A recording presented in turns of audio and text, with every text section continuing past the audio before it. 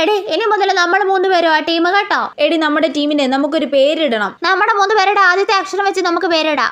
അങ്ങനെ ഇടാം. Neethumol, Amritha, Pinky. Nap girls. നാപ്പിന്റെ അർത്ഥം ഉറക്കം. നമ്മൾ എപ്പോഴും ഉറക്കമായോണ്ട് അതിടാം. അയ്യോടാ, ഞാൻ അങ്ങനെ ഉറക്കമൊന്നുമല്ല, ഞാൻ എപ്പോഴും പഠിത്തമാ. ഓ ഇവളെ കൊണ്ട്. എന്നാ പിന്നെ പിങ്കി, അമൃത, നീതുമോൾ പാൻ ഗേൾസ്. അയ്യേ പാനോ? അതൊന്നും വേണ്ട. PNA girls എന്നിട്ടാലോ? PNA എന്താ? പന്ന ഗേൾസ് എന്നാണോ? നീ പൊടി, നീ അടി പന്ന കൊച്ച്. നീ അടി പന്ന കൊച്ച്. നിങ്ങൾ ഇങ്ങനെ തല്ലുകൂടല്ലേ? ഞാൻ നല്ലൊരു പേര് പറയാം. നീ പറയടി പിങ്കി. നീ പറയുന്നത് നല്ല സ്റ്റാൻഡേർഡ് ഉള്ള പേരായിരിക്കും, ഉറപ്പാ. Unity of command.